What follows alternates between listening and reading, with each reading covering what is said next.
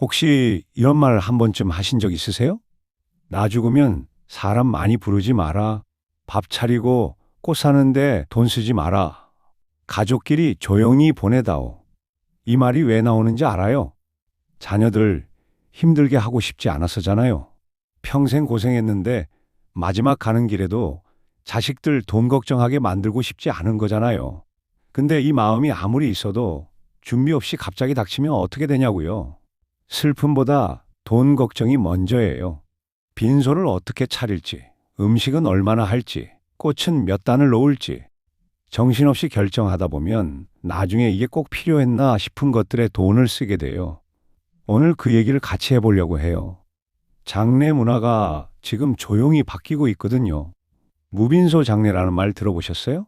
예전엔 상상도 못했던 방식인데 지금은 오히려 이게 낫다고 생각하시는 분들이 늘고 있어요. 제 얘기 먼저 해드릴게요. 몇 년 전에 가까운 어르신 장례를 치렀어요. 저도 옆에서 같이 있었는데 그날 느낀 게 있어요. 슬플 틈이 없었어요. 누가 돌아가셨다는 연락을 받자마자 가족들은 바로 계산기를 두드려야 했어요. 빈소는 어떻게 차릴지, 조문객이 얼마나 올지, 음식은 몇 인분을 준비할지, 장례 지도사가 이것저것 권하는데 마지막 가는 길인데 이 말이 나오면 거절하기가 어렵더라고요. 그렇게 하나씩 추가되다 보니 나중에 계산서 보고 다들 눈이 커졌어요. 그분이 살아계실 때 조용히 보내다오 하셨던 분인데 그 말대로 못 해드린 것 같아서 유족분들 마음이 더 무거워지셨어요. 저도 그때 생각했어요. 미리 알았으면 미리 얘기해뒀으면 달랐겠다. 자, 그래서 무빈소 장례가 뭔지, 비용이 실제로 어떻게 다른지, 미리 어떻게 준비해두면 되는지 그 내용에 대해 알아볼게요. 근데 지금 장례 문화가 바뀌고 있어요. 요즘 이런 말이 나돌아요. 장례식장이 줄줄이 문 닫고 있다. 어르신들이 많은 시대인데 장례식장이 왜 문을 닫냐고요? 장례는 하는데 장례식장은 폐업을 한다는 거예요. 왜냐고요? 조문객 수가 줄었어요. 빈소를 크게 안 차리고 가족끼리 조용히 보내드리는 경우가 늘었어요. 그러다 보니 장례식장 매출이 줄어든 거예요. 저도 며칠 전에 지나가다 봤는데 장례식장에 크게 써 있더라고요. 장례비 50% 할인이라고요. 이게 상상이 돼요? 장례식장이 할인 행사를 한다는 게 그만큼 경쟁이 치열해지고 손님이 줄었다는 거예요. 왜 이런 변화가 생겼냐고요. 코로나가 하나의 계기가 됐어요. 코로나 때는 어쩔 수 없이 조문객을 못 받고 가족끼리만 치르는 경우가 많았는데 그렇게 해보니까 오히려 이게 낫다고 느끼시는 분들이 생긴 거예요. 더 중요한 건 비용이에요. 장례 비용 구조가 일반인 눈에는 쉽고 투명하게 느껴지지 않는 경우가 많아요. 수의, 꽃장식, 음식, 접객 도우미 비용. 이런 항목들이 하나씩 붙기 시작하면 전체 금액이 생각보다 많이 커져요. 그래서 많은 가족들이 정말 꼭 필요한 것만 하자. 마지막 인사는 진심으로 하되 형식은 줄이자는 방향으로 바뀌기 시작한 거예요. 그럼 무빈소 장례가 뭐냐고요? 말 그대로 빈소를 따로 차리지 않는 장례예요. 조문객을 크게 받지 않고 가족이나 가까운 사람들만 모여서 조용히 마지막 인사를 드리는 방식이에요. 예전처럼 사람 많이 부르고 음식 많이 준비하고 빈소를 크게 차리는 게 아니라 꼭 필요한 절차는 하되 형식과 규모를 줄이는 거예요. 예전에는 무빈소 장례를 경제적으로 어려운 분들이 선택하는 것이라고 생각하는 분들이 많았어요. 근데 지금은 달라요. 오히려 며칠 동안 장례를 치르는 건 허례식이다. 자녀에게 부담 주고 싶지 않다. 나는 조용하게 보내줬으면 좋겠다고 생각하시는 분들이 무빈소 장례를 긍정적으로 보고 있어요. 이게 어려운 사람이 하는 게 아니라 오히려 생각이 있는 분들이 선택하는 방식이 된 거예요. 근데 여기서 솔직하게 한 가지 얘기할게요. 무빈소 장례라고 무조건 얼마다. 일반 장례는 무조건 1천만 원이 넘는다. 이렇게 단정 짓는 건 맞지 않아요. 지역에 따라 다르고 장례식장에 따라 다르고 화장 비용이나 안치 비용, 봉안당 비용이 따로 붙을 수 있거든요. 가장 정확한 건 이거예요. 무빈소 장례는 경우에 따라 일반 장례보다 비용을 줄일 수는 있지만 실제 비용은 지역과 방식에 따라 달라질 수 있다. 이걸 기억해 두는 게 중요해요. 그래서 실제로 얼마냐고요? 같이 봐요. 일반 장례는 어떤 항목들이 붙냐면요. 빈소 사용료, 수의, 꽃장식, 음식 비용, 접객 도우미 비용, 장례 지도사 비용, 화장 비용, 봉안당 비용. 이게 다 따로따로 붙어요. 이 중에 빈소 운영하면서 조문객 맞이하는 부분이 꽤 큰 비중을 차지해요. 3일 동안 조문객 식사 챙기고 빈소 유지하고 접객 도우미 쓰면 이것만으로도 상당한 비용이 나와요. 무빈소 장례를 선택하면 이 부분을 줄일 수 있어요. 빈소 운영 비용, 음식 비용, 접객 도우미 비용이 크게 줄거나 없어지는 거거든요. 그러니까 전체 비용이 줄어드는 구조예요. 근데 여기서 놓치기 쉬운 게 있어요. 무빈소 장례를 해도 기본 절차 비용은 있어요.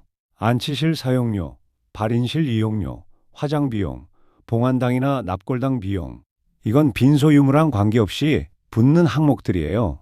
그러니까 처음에 무빈소 장례 알아볼 때 이 항목들이 포함된 견적인지 따로 붙는 항목인지 꼭 확인해 봐요. 급하게 결정하면 나중에 이거 왜 추가된 거예요가 나오거든요. 근데 이게 혼자 결정할 수 있는 게 아니에요. 여기서 진짜 중요한 얘기해요. 무빈소 장례가 아무리 좋다고 해도 가족 합의 없이 갑자기 진행하면 어떻게 될까요? 아무 얘기도 없다가 장례 당일에 우리는 빈소 안 차릴 거야가 나오면 누구 마음대로 빈소도 없이 보내드리느냐? 마지막인데 인사는 받아야지. 이런 말이 나오면서 가족 간에 갈등이 생길 수 있어요. 심하면 장례식장이 형제들 싸움판이 될 수 있어요. 가뜩이나 슬프고 힘든 날에 그런 일이 생기면 나중에 두고두고 남아요. 그래서 가장 좋은 건 살아계실 때 미리 얘기해 두는 거예요. 나는 장례를 크게 안 했으면 좋겠다. 빈소 없이 조용히 가족장으로 해라. 또는 내가 벌어놓은 돈도 있으니 격식 차려서 할 거 다 해라. 어느 쪽이든 이 얘기를 미리 해두면 자녀들이 그 방향으로 준비할 수 있어요. 장례는 죽은 뒤에 남은 사람들이 치르는 일이지만 살아있을 때 미리 정리해두면 남은 가족의 부담과 갈등을 많이 줄일 수 있어요. 이게 자녀한테 줄 수 있는 또 하나의 배려예요. 그 외에 알아두면 좋은 것들 있어요. 같이 봐요. 공영 장례에 대해 물으시는 분들이 많아요. 공영 장례는 누구나 자유롭게 선택하는 서비스가 아니에요. 보통 무연고자나 저소득층처럼 장례를 치르기 매우 어려운 경우에 지자체 기준에 따라 지원되는 경우가 많아요. 해당 여부는 거주지 주민센터나 지자체에 직접 확인해 봐요. 무빈소 장례를 생각하신다면 미리 알아보는 게 훨씬 나아요. 급하게 닥치면 판단이 흐려져요. 어디가 믿을 만한지, 어떤 항목이 기본인지, 어디서 추가 비용이 붙는지 차분히 따져보기 어렵거든요. 미리 장례 지도사나 장례 서비스 업체를 한 곳 정도 알아두면 나중에 갑자기 닥쳤을 때 훨씬 차분하게 진행할 수 있어요. 병원 장례식장에서 무빈소 장례가 가능한지 미리 확인해 봐요. 빈소 없이 안치실과 발인실만 이용할 수 있는지 기관마다 다를 수 있어요. 모든 장례식장이 무빈소 방식을 지원하는 건 아니에요. 미리 확인해 두면 나중에 당황하지 않아요. 그럼 오늘 이거부터 해봐요. 이 얘기를 가족이랑 꺼내보는 거예요. 왜 시퍼렇게 살아있는 사람 앞에서 재수없게 장례 얘기를 꺼내느냐? 이렇게 생각하시는 분들 있으실 거예요. 근데 이게 재수없는 대화가 아니에요. 오히려 가족을 덜 힘들게 하고 남은 사람의 부담을 줄여주는 아주 현실적인 대화예요. 어떻게 꺼내면 될까요? 무겁게 시작하지 않아도 돼요. 밥 먹다가 뉴스 얘기하듯이 가볍게 꺼내봐요. 요즘 무빈소 장례가 늘어나고 있다더라. 너희는 어떻게 생각해? 이 한마디면 돼요. 그 다음에 자연스럽게 나는 어떻게 해줬으면 좋겠다는 얘기로 이어질 수 있어요. 가족이 한 번쯤 같이 생각해 봐야 할 것들이 있어요. 나는 어떤 장례를 원하는지, 우리 가족은 어디까지를 꼭 필요하다고 생각하는지, 갑자기 이 생기면 뭘 어떻게 준비할 것인지, 이런 대화를 한번 나눠두면 나중에 갑자기 닥쳤을 때 훨씬 차분하게 움직일 수 있어요. 저도 그 장례 치르고 나서 가족들이랑 이 얘기를 한번 했어요. 무겁게 시작했는데 막상 얘기하다 보니까 오히려 편해지더라고요. 우리는 이렇게 하자는 게 정해지니까요. 처음에 그 말로 시작했잖아요. 나 죽으면 사람 많이 부르지 마라. 그 말이 왜 나오는지 알아요. 자녀들 힘들게 하고 싶지 않았었잖아요.